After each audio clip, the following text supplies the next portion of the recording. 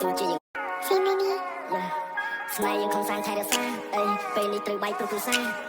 ទូជាយើងខំប្រឹងយ៉ាងណាមិនអាចប្រឆាំងព្រេងវាសនាបងដឹងថាអូននេះឈឺចាប់បងខំតស៊ូឡើងចង់ស្លាប់តែនៅសុខអូនមកប្រាប់ឲ្យបងកាត់ចិត្តពីរូបស្រី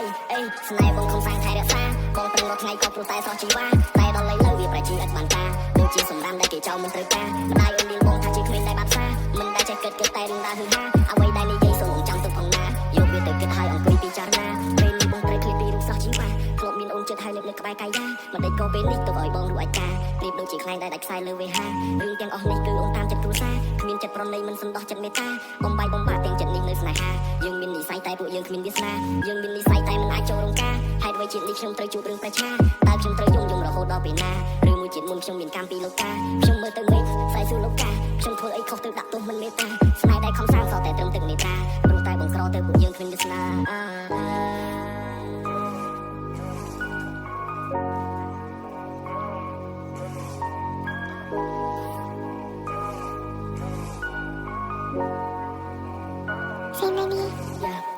ស្នេហ៍បងខំសាងថែរក្សាបងប្រឹងរាល់ថ្ងៃក៏ព្រោះតែសោះជីវ៉ាតែដល់ឥឡូវវាប្រែជាឥតបានការដូចជាសំណាមដែលគេចោលមិនត្រូវការម្ដាយអូនលៀងបងថាជាក្មេងដែលបាត់សាមិនដែលចេះគិតតែរឿងដើរហឺហាអ្វីដែលនិយាយសូមអូនចាំទុកផងណាយកវាទៅគិតឲ្យអង្គុយពិចារណាពេលនេះបងត្រូវឃ្លាតពីរូបសោះជីវ៉ាធ្លាប់មានអូនចិត្តឲ្យនៅក្បែរកាយយ៉ាមិនដេចក៏ពេលនេះទុកឲ្យបងរួចអាចការពេលដូចជាខ្លែងដែលដាច់ខ្សែលើវេហារឿងទាំងអស់នេះគឺអូនតាមចិត្តគ្រួសារគ្មានចិត្តប្រណីមិនសន្តោសចិត្តមេត្តាបំបាយបំបាក់ទាំងចិត្តនេះនៅស្នេហាយើងមាននិស័យតែពួកយើងគ្មានវាសនាយើងមាននិស័យតែមិនអាចចូលរងការហេតុអ្វីជាតិនេះខ្ញុំត្រូវជួបរឿងប្រឆាតែខ្ញុំត្រូវយំរហូតដល់ពេលណាឬមួយជាតិមុនខ្ញុំមានកម្មពីលោកតាខ្ញុំមើលទៅមេឃផ្សាយសួរលោកតាខ្ញុំធ្វើអីខុសទៅដាក់ទោសមិនមេត្តាស្នេហ៍ដែលខំសាងសតែត្រឹមទឹកមេត្រាព្រោះតែបងក្រទៅពួកយើងគ្មានវាសនា